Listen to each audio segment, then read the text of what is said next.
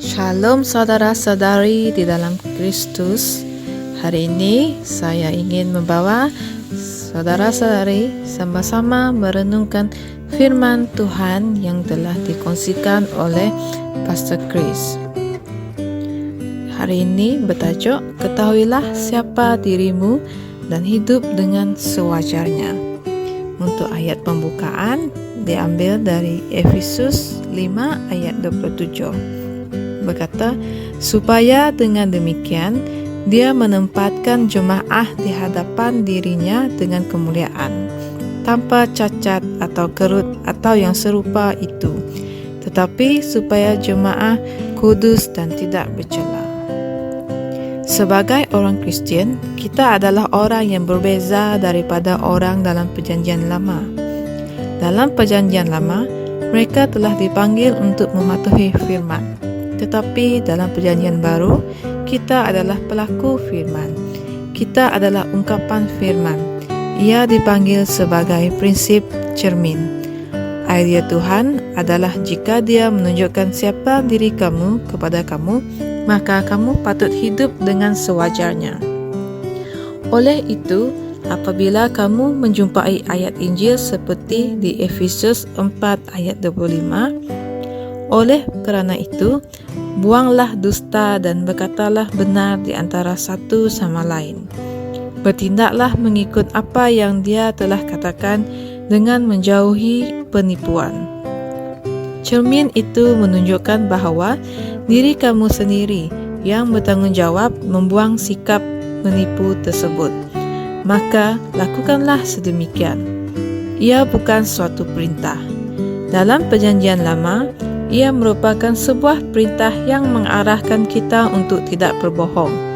Namun, dalam Perjanjian Baru, kita melakukan firman dan berjalan dalam kebenaran. Alkitab mengatakan, hukum Taurat itu bukanlah bagi orang yang benar, dan kita adalah orang Allah yang benar. Roma 1 ayat 17. Dalam Perjanjian Lama, Dia telah memberikan mereka hukum Taurat. Tetapi dalam Perjanjian Baru, Dia telah memberikan kita sifatnya, kehidupan kebenarannya, agar kita dapat hidup dengan benar. Hal ini menjelaskan mengapa jika kamu melakukan sesuatu yang tidak selaras dengan sifat kebenaranmu, kamu akan berasa tidak tenang. Melalui roh kamu sendiri, kamu dapat tahu dan menilai kerana cahayanya ada di dalam kamu. Inilah sebabnya mengapa kami mengajar kebenaran, supaya para umat Tuhan dapat mengetahui siapa diri mereka di dalam Kristus dan hidup dengan sewajarnya. Sekarang saya ingin mengajak saudara-saudari sama-sama membuat pengakuan. Aku adalah kebenaran Allah di dalam Kristus Yesus, tidak bercela dan tidak bercacat di hadapannya. Aku sedar akan sifat kebenaran ini di dalam rohku. Oleh kerana itu, setiap hari aku menghasilkan kerja-kerja kebenaran, berjalan dalam kesempurnaan dan dalam kasih Bapa. Amin. Untuk renungan tambahan, kita boleh membaca di Kolose 1 ayat 21 hingga 22. Sehingga kita bertemu lagi di renungan akan datang. Terima kasih, Tuhan memberkati.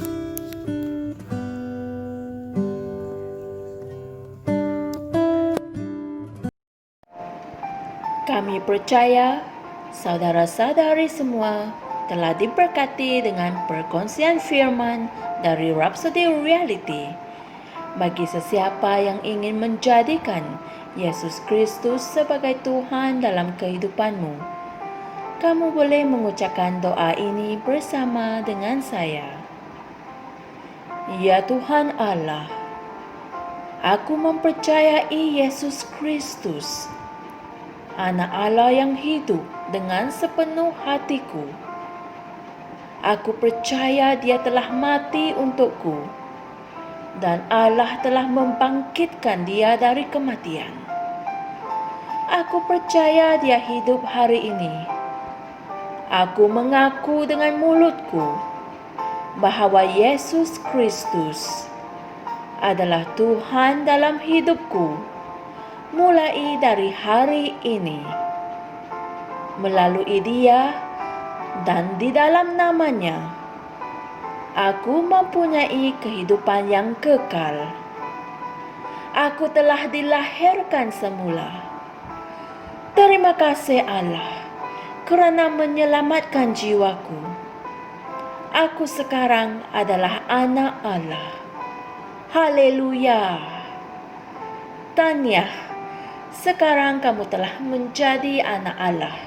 Untuk apa-apa sebarang pertanyaan atau untuk mendapatkan lebih banyak maklumat mengenai bagaimana untuk bertumbuh sebagai seorang Kristian, Anda semua boleh hantar mesej di akaun Facebook kami atau email kami di tni.msia@gmail.com.